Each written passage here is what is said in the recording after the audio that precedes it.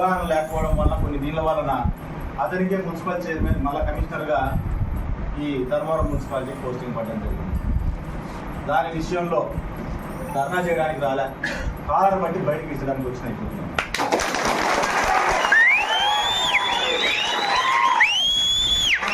వాళ్ళు ఇళ్లలో నేను పోయే అలవాటు నాకైతే లేదు.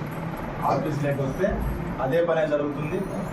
ఎవరికి చెప్పుకోకుండా వచ్చిన నేనే సర్టిఫికేట్ వచ్చినాను మొత్తం బయటకి ఇచ్చి పక్కకు వచ్చిన సంతానం చెప్పి చెప్పడానికి ధర్నా చేసుకో.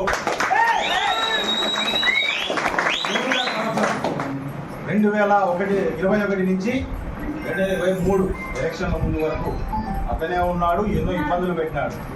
ఎంతో మందిని వైఎస్ఆర్ కండువా వేసుకోకండి, వేసుకుంటే మేము కనీసం ఫ్రాన్స్ అప్రూవ్ చేస్తాం, లేదంటే ఇల్లు ఉన్న పలంగా పడగొడతామని చెప్పి చాలా మందికి బెదిరించడం కూడా జరిగింది.